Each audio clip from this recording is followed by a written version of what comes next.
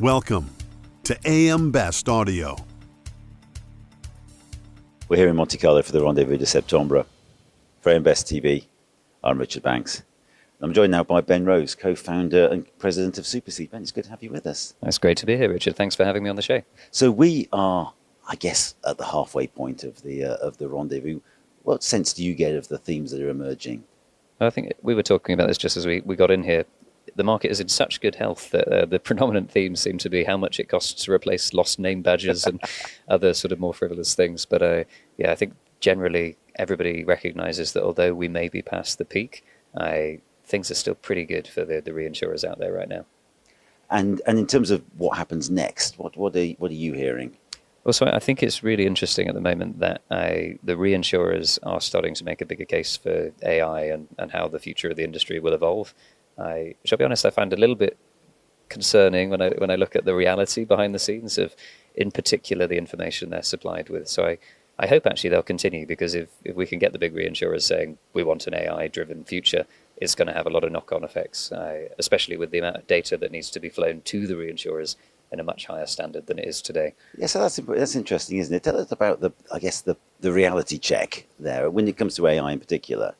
Well, to be honest with you, I think the reinsurers' AI dreams are at risk of being fantasies at the moment, because what they get given by their clients are typically color-coded, many hundreds of tabbed spreadsheets in all sorts of different shapes and sizes that they spend actually about 70% of their time just trying to get the data out of today.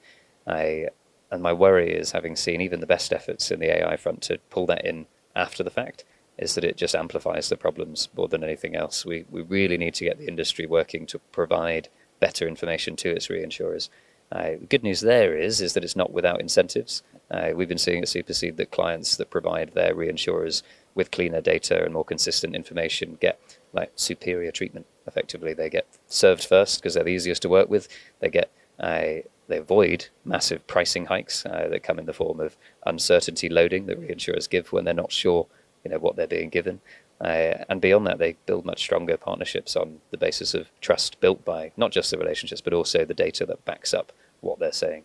So you guys have been coming down here for a few years now. What message are you bringing particularly this year? Well, I think we are really, really excited because, in particular, off the back of some work with Lloyd's and the Lloyd's Lab over the past few months, we've discovered that we were just scratching the surface, really, in what we've been doing historically. So we'd always worked with the kind of people you find here, the placing teams at the front of the house who get to 1st of January and go, great, job's done, we've achieved it. And we'd neglected, I think the whole industry neglects, what happens after 1st of January, when suddenly all of these operations teams and admin and accounting teams that sit very separately to the placing teams just get hit with a wall of Word documents that they have to try and get into systems. And it is too little, too late at that point. As we saw last year, you had wildfires in the first couple of weeks of January, and suddenly everybody has no idea what reinsurance they've got in place, by that point of time.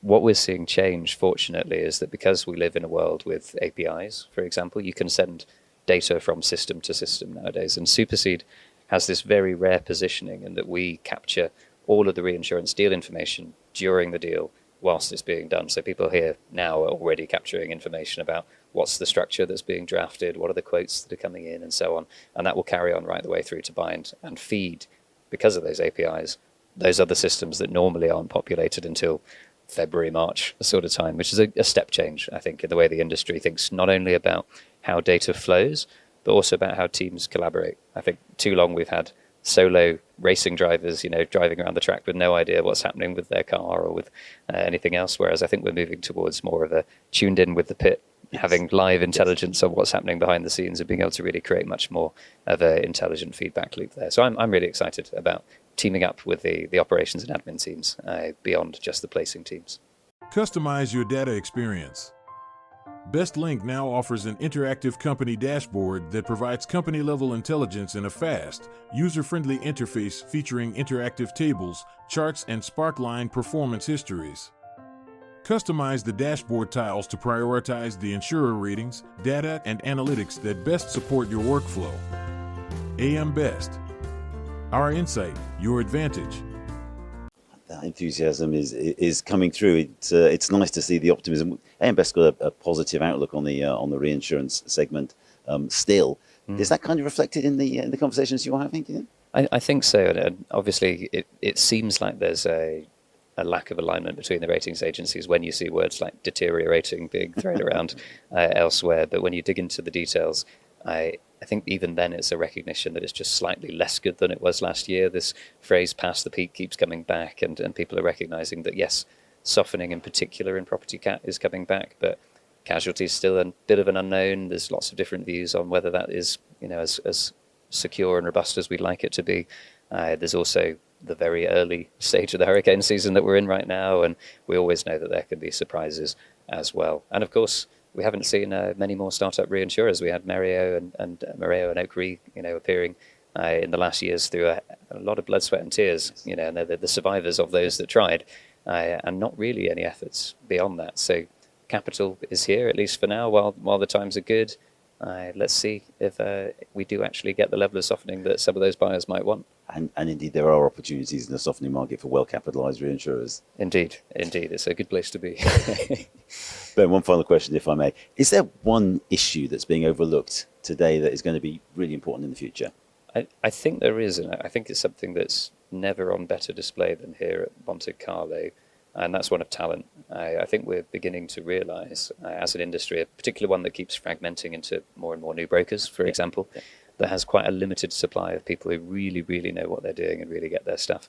And all that information that's in their heads and all of the networks and processes and skills that they've built up are about to be retired and leave behind a generation who haven't really caught on yet, and also who want very different things. So there is going to be a war for talent. I think it's already starting. The early battles are appearing. And I think that war for talent is going to be driven slightly differently to previous years. Whereas before it's, how much money can I make in one firm versus the other? They've all got, plenty of money to splash on that. It's going to be much more about culture.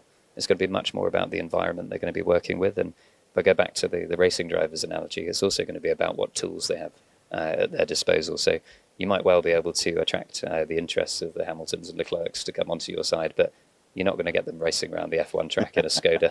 They're going to want to work for firms that have Ferraris. And that's why I think for us, we're really looking to partner with those firms that want to attract the best talent by giving them the operating environment, the toolkits to actually thrive in the digital age.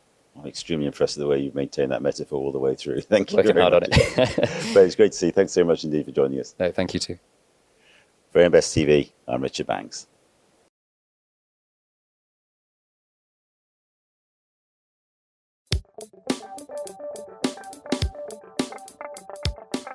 Looking to get the full attention of the insurance industry? We have the platforms that will do just that. Whether it be AM Best TV, AM Best Audio, Best Review Magazine, or Best Day. Find out more by calling AM Best Advertising Sales at 908-439-2200, extension 5399, and have a great day.